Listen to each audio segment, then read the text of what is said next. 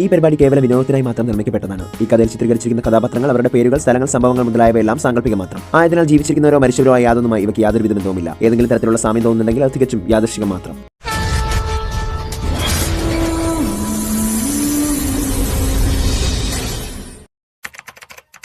കൺമുന്നിൽ നടക്കുന്നത് എന്താണെന്ന് ഋഷി ഒരു നിമിഷം ചിന്തിച്ചു. ഈശ്വര, എന്താ ഇത്? പെട്ടെന്ന് മെഹക് പ്രദയുടെ കൈതട്ടി മാറ്റി പോകാൻ തുടങ്ങി. പക്ഷേ ആ കൈ പ്രദ മുറുകെ പിടിച്ചിരുന്നു.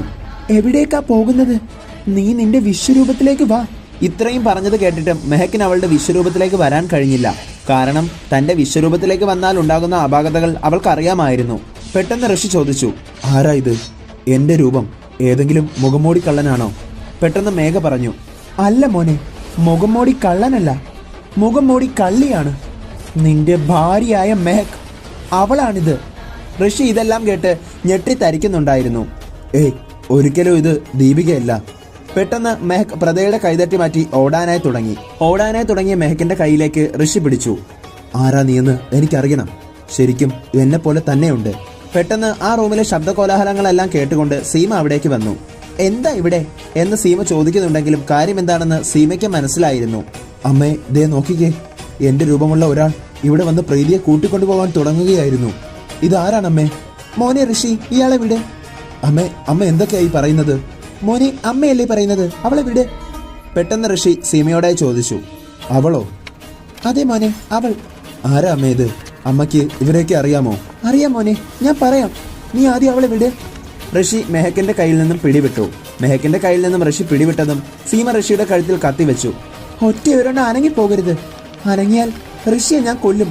സീമയുടെ പ്രവൃത്തി കണ്ട ഋഷിയും ആകെ ഞെട്ടിദ്ധരിച്ചിരുന്നു. അമ്മേ, എന്താ ഇത്? പെട്ടെന്ന് സീമ ദേഷ്യപ്പെട്ടു തുടങ്ങി. അമ്മയോ? ആരുടെ അമ്മ? മോളെ, ഇനി സത്യങ്ങൾ ഒളിപ്പിച്ചു വെച്ചിട്ട് കാര്യമില്ല, എല്ലാം നമുക്ക് പറയാം അല്ലേ? പെട്ടെന്ന് ഋഷിയായി രൂപം മാറി നിന്ന മെഹക് അവളുടെ യഥാർത്ഥ രൂപത്തിലേക്ക് വന്നു. മെഹക്കിനെ കണ്ടതും ഋഷി ഞെട്ടി. ദീപിക, നീ? അതെ ഋഷി, ഞാൻ തന്നെയാ, ദീപിക എന്ന മെഹക്. നീ ഇപ്പോ ചിന്തിക്കുന്നത് ഞാൻ എങ്ങനെ നിന്റെ രൂപത്തിലേക്ക് വന്നു എന്നല്ലേ? പറയാം. പക്ഷേ ഇത്രയും നാൾ എന്താണ് നടന്നതെന്ന് നീ അറിയണം.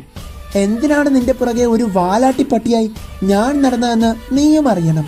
നീ എന്ന മനുഷ്യൻ മീനം നക്ഷത്രത്തിൽ ജനിച്ച മനുഷ്യനാണ്.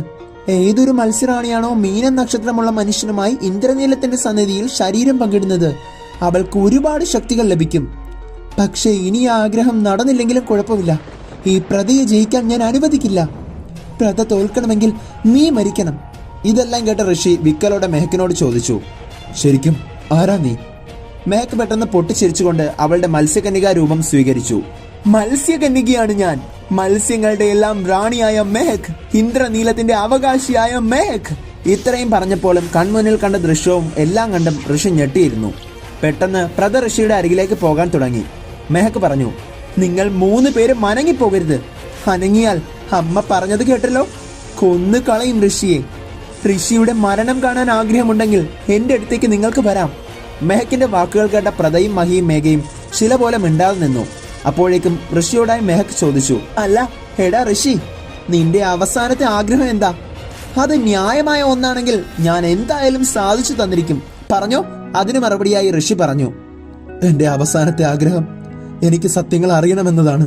കഴിഞ്ഞ 4 വർഷമായി ഞാൻ ഏതോ തെറ്റിദ്ധരിക്കപ്പെട്ട ലോകത്തായിരുന്നു. എനിക്കറിയണം നടന്നത് എന്താണെന്ന്. അതിനുശേഷം നീ എന്നെ എന്തു വേണമെങ്കിലും ചെയ്തോ, നീ എന്നെ കൊന്നോ. ഋഷിയുടെ ആവശ്യം കേട്ടതും മെഹക് പൊട്ടിച്ചിരിച്ചു. ഇത്രയേ ഉള്ളൂ നിന്റെ ആഗ്രഹം? ഇത് നിസ്സാരമല്ലേ? കഴിഞ്ഞുപോയ എല്ലാ സത്യങ്ങളും മെഹക് തന്റെ കണ്ണിൽ ഋഷിക്ക് മുന്നിൽ കാണിച്ചു കൊടുത്തു. ആർക്കും നമ്മളെ കുറിച്ച് ഒരു സംശയവുമില്ല, സത്യം ഇതാണ്. ഞാനും ദീപികയും മത്സ്യകന്യകമാരായ സഹോദരിമാരാണ്. ഋഷി എന്റെ കഴുത്തിൽ കാൽ കെട്ടണം. ഋഷിയുടെ കാൽ കുരുക്കിന്റെ ബലം കൊണ്ട് ആ വീട്ടിലെ കൊലപാതകങ്ങളെ എല്ലാം ഒന്നായി നശിപ്പിക്കും ഞാൻ. നമ്മൾ ഇന്ദ്രനീലം ഉപയോഗിച്ച് ഋഷിയെ തിരികെ കൊണ്ടുവരാൻ കഴിയില്ല. എന്റെ നെറുകയിലെ സിന്ദൂരമായാതെ സൂക്ഷിക്കണമെങ്കിൽ എന്റെ ഋഷിയുടെ തിരികെ ജീവിതത്തിലേക്ക് വരണം. ഇന്ന് ലോകത്തുള്ള മറ്റേതിനേക്കാൾ പ്രതിയെ ഞാൻ സ്നേഹിക്കുന്നത് എന്റെ ഭർത്താവ് ഋഷിയെയാണ്. ഞാൻ ഋഷിയെ പ്രണയിക്കുന്നു. എല്ലാ രീതിയിലും പ്രതയും ഋഷിയും ഒന്നായി. പ്രത നിന്റെ സഹോദരി അല്ല മോളെ, ശത്രുവാണ്. ഋഷിയേട്ടാ, നമുക്ക് പോകണ്ടേ ഗാർശേഷിയുടെ വീട്ടിൽ? എന്തിനാ പ്രത മോളെ നീ ഇങ്ങനെയൊക്കെ? എന്തിനാണോ എനിക്ക് മത്സ്യമാകണം? അതിന് നിങ്ങൾ എല്ലാവരും മരിച്ചേ പറ്റൂ. എന്തിനു വേണ്ടിയായിരുന്നു ഈ നിരപരാധികളെ നീ ഉറവിനെ കൊല്ലു കളഞ്ഞത്? ആ ദൃശ്യങ്ങളെല്ലാം കണ്ട ഋഷി ഞെട്ടിത്തെറിച്ചു. ശേഷം അവൻ പ്രതയോടായി ചോദിച്ചു, അപ്പോ പ്രത, നീ യഥാർത്ഥത്തിൽ മത്സ്യകന്യകയാണോ?